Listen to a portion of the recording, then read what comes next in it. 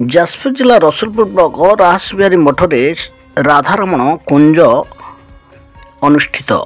ଯାଜପୁର ଜିଲ୍ଲା ରସୁଲପୁର ବ୍ଲକ ନିକଟ ରାଧାରମଣ ମଠରେ ରାଧାରମଣ କୁଞ୍ଜ ଅନୁଷ୍ଠିତ ହୋଇଯାଇଛି। 1986 ମସିହାଠାରୁ ଏହି ମଠରେ ପୂର୍ବ ପ୍ରଥା ଅନୁଯାୟୀ ମଠ ଠାକୁରଙ୍କ ପାଖରେ 64 ପ୍ରକାର ବ୍ୟଞ୍ଜନ ପ୍ରସ୍ତୁତ ହୋଇ ଭୋଗ ଲାଗିଥାଏ। ଦିନରେ ଭଜନ କୀର୍ତ୍ତନ, ମେଲଣ ଝୁଲଣ, ରାଧାଷ୍ଟମୀ ଭଳି 12 ମାସରେ ବିଭିନ୍ନ ପ୍ରକାର ପର୍ବ ମଠରେ ପାଳନ କରାଯାଇଥାଏ। ମଠର ମହନ୍ତ ଶ୍ରୀ ଶ୍ରୀ ସତୀନନ୍ଦନ ଦାସ ସୋନାବାବାଙ୍କ ଦ୍ୱାରା ପ୍ରତିଷ୍ଠା କରାଯାଇଥିଲା। ଏ ମଠ ଆଜିର ଦିନଟିକୁ ଲୋକମାନଙ୍କ ମଧ୍ୟରେ ଭାବର ଆଦାନ ପ୍ରଦାନ, ଭାଇଚାରାର ସ୍ନେହ, ଭକ୍ତିଭାବ ମାଧ୍ୟମରେ ପ୍ରଚାର ପ୍ରସାର, ବିଦ୍ୱାନ ଲୋକମାନଙ୍କ ଦ୍ୱାରା ପ୍ରେରଣାର ଉତ୍ସ ପାଲଟିଥାଏ।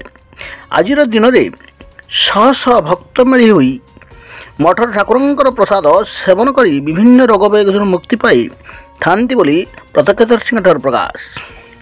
ପରିଚାଳନା କମିଟିର କର୍ମକର୍ତ୍ତାମାନେ ବିଭିନ୍ନ ମାଙ୍ଗଳିକ କାର୍ଯ୍ୟକ୍ରମ, ବୃକ୍ଷରୋପଣ, ନିଶା ନିବାରଣ, ଅନ୍ୟ ବିରୁଦ୍ଧରେ ସ୍ୱର ଉତ୍ତୋଳନ କରିବାର କମିଟିର ଲକ୍ଷ୍ୟ।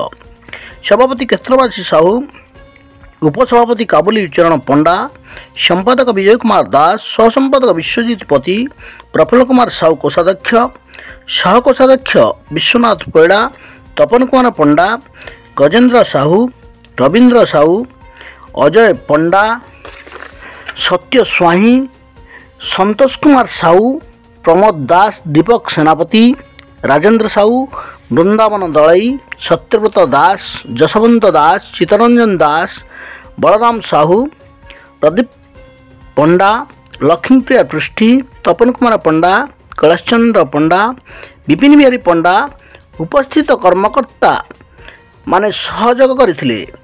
ବିର୍ଭୁକୁ ଲାଭ କରି ଶହ ଶହ ଭକ୍ତ ପ୍ରସାଦ ସେବନ କରିଥିଲେ। ଯାଜପୁର ନିରୋଜ କୁମାର ସେଠୀଙ୍କ ରିପୋର୍ଟ, ସଂଘର୍ଷ ଟିଭି।